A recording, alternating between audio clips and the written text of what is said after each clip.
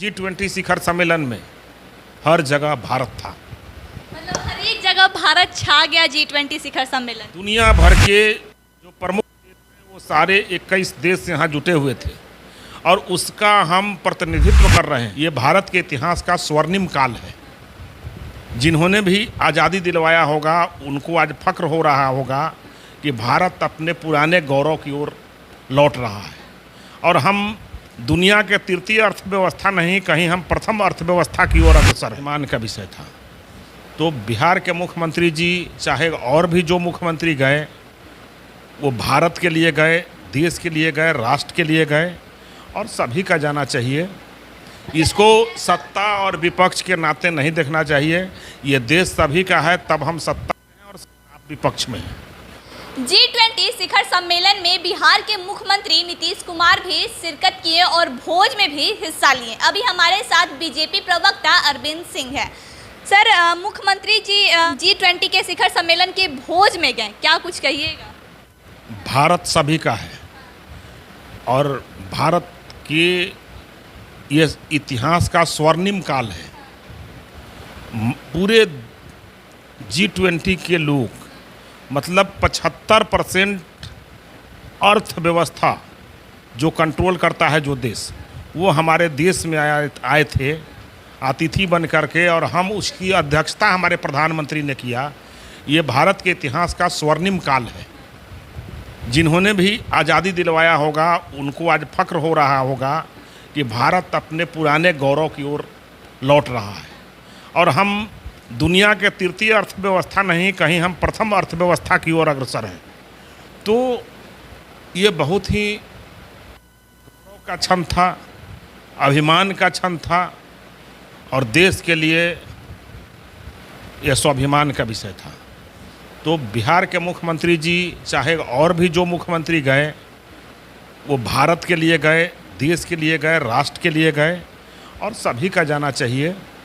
इसको सत्ता और विपक्ष के नाते नहीं देखना चाहिए। ये देश सभी का है, तब हम सत्ता में हैं और आप विपक्ष में हैं। ऐसा तो नहीं ना कि नीतीश कुमार जी फिर से बीजेपी में आना चाहते हैं इसीलिए भोज का हिस्सा बने? देखिए, ये तो अलग विषय हुआ, लेकिन ये राष्ट्र सबसे पहले है। भारत सबके लिए है। भारत जब है उसके बाद कोई सत्ता में है, कोई विपक्ष में है। इसलिए ये राष्ट्र के अभिमान का, स्वाभिमान का विषय था और दुनिया भर के जो प्रमुख देश हैं वो सारे 21 देश यहाँ जुटे हुए थे और उसका हम प्रतिनिधित्व कर रहे हैं। और हम इतना बड़ा कॉरिडोर का एक डील हुआ जो व्यापार के लिए अभूतपूर्व है, विकास के लिए अभूतपूर्व है। माननीय प्रधानमंत्री जी ने अपने कूटनीति से भारत को वहाँ पर खड़ा करने में ये हुआ और ये पूरे G20 शिखर सम्मेलन में हर जगह भारत था। मतलब हर एक जगह भारत छा गया G20 शिखर सम्मेलन एकदम। अच्छा, तमाम तैयारियों के बाद बहुत सारे सोशल मीडिया पे फोटो भी वायरल हो रहे हैं जिसमें ऐसा कहा जा रहा है कि गरीबी मिटाने के जगह पे G शिखर सम्मेलन में जो अतिथि आ रहे हैं उनसे गरीबी छुपाई जा रही है। देखिए, कुछ लोग उस मानसिकता से ऊपर नहीं उठेंगे।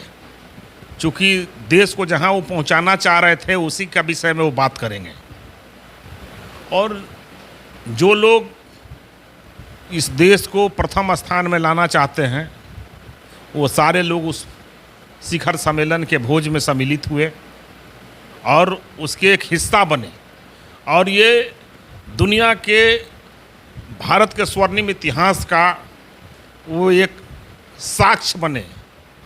उन्होंने अपने आँखों से वहाँ देखा, इसलिए वो भी उस इतिहास के एक हिस्सा बने।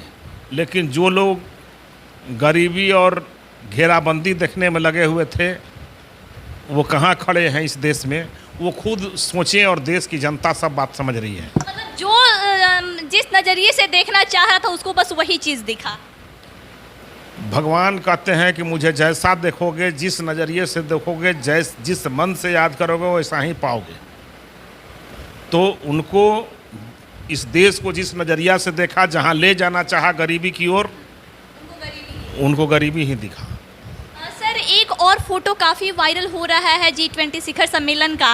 अक्सर बिहार वाले लोग विशेष पैकेज की बात करते हैं प्रधानमंत्री से, और जी शिखर सम्मेलन में नालंदा का जिक्र हुआ। नालंदा विश्वविद्यालय को दिखाते हुए हमारे प्रधानमंत्री नरेंद्र मोदी की फ़ोटो काफ़ी वायरल हो रही है, इस पर क्या कुछ कहिएगा? वायरल नहीं हो रही है। नालंदा का जो हमारा इतिहास है वो हमारे एक समय का वो स्वर्णिम इतिहास रहा है, जो विश्व को हम शिक्षा देने का काम करते थे।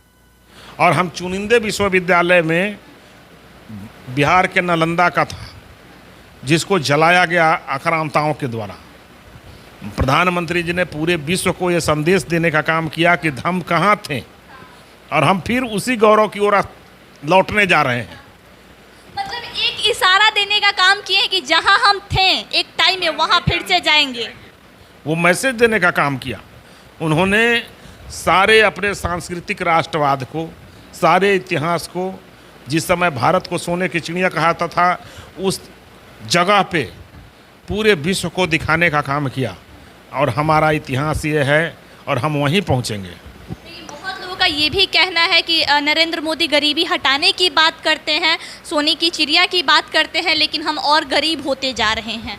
देखिए, जो कह रहे हैं उनकी समझ नहीं है, उन पर चर्चा ही करना मूर्खता है। उनके लिए क्या कुछ कहिएगा? उनके लिए कहना है कि राष्ट्रभक्त बने, राष्ट्र के लिए समर्पित हों, परिवार से, जातवाद से, धार्मिक उन्माद से इस देश के जनता बहलने वाला नहीं है। राष्ट्र के लिए काम करें, विकास के लिए काम करें, और जब दुनिया और देश के लिए काम करेंगे तो जनता स्वीकार कर लेगी। लेकिन जहां राष्ट्र का विरोध करेंगे, जहां विकास का विरोध करेंगे, दुनिया आपको नाश कर देगा और कूड़ेदान में डाल देगा। आपने धर्म उन्माद से बचने के लिए कहा, लेकिन अगर पिछले दिनों देखा जाए तो काफ़ी धार्मिक टिप्पणियां आ रही हैं सनातन धर्म को खास करके, उन लोगों के लिए क्या कुछ कहिएगा? उन लोगों के लिए कुछ नहीं कहना है। उन लोगों को ये सस्ती लोकप्रियता हासिल करने का एक जरिया है। ये चुनाव में वोट के लिए ये सब लोग कर रहे हैं। ये सारा चीज़ G20 शिखर सम्मेलन में सभी का जवाब मिल चुका है। दुनिया के सारे धर्मों के लोग, विश्व के सारे बड़े नेता वहाँ उपस्थित थे, और भारत के प्रधानमंत्री और राष्ट्रपति ने, भारत के प्रधानमंत्री जिस तरह से अध्यक्षता किया जिस शिखर सम्मेलन का, और राष्ट्रपति जी ने जिस तरह से रात्रि भोज दिया, ये भारत के स्वर्णिम इतिहास की गाथा गा रहा था, हमारे विकास के डंका बज रहे थे। और उस पर अब कुछ कहना उचित नहीं है। लोग कह रहे हैं और जो बोल रहे हैं वो पब्लिक से बचे। लेकिन जो सनातन धर्म से आते हैं उन्हें बीजेपी से काफ़ी उम्मीद रहती है, क्योंकि बीजेपी एक ऐसी पार्टी है जो अक्सर राम को आगे रखते हैं। जो सनातन के अनुयायी हों, चाहे किसी भी धर्म के अनुयायी हों, उनको भारतीय जनता पार्टी से इसलिए उम्मीद होती है कि भारतीय जनता पार्टी सबका साथ, सबका विकास, सबका प्रयास से काम करती है। उन लोगों के लिए क्या कहिएगा जो G20 शिखर सम्मेलन के अगेंस्ट में थे? थोड़ा अपने दिमाग में बड़े दिल से काम करने के लिए सबक लें और सीखें, और मन को बड़ा करें, दिमाग को विकसित करें, और समाज, देश और राष्ट्र के लिए काम करना सीखें। परिवार से और कुर्सी से चिपके रहने से कुछ नहीं होने वाला है। जनता कूड़ादान में डाल देगा। परिवार से और कुर्सी से चिपके रहने पे कुछ नहीं होने वाला है, जनता कूड़ेदान में डाल देगी। G20 शिखर सम्मेलन एक ऐसा सम्मेलन जो अभी जितने भी भारतवासी हैं गर्व कर रहे हैं कि हमारे देश में G20 शिखर सम्मेलन हुआ।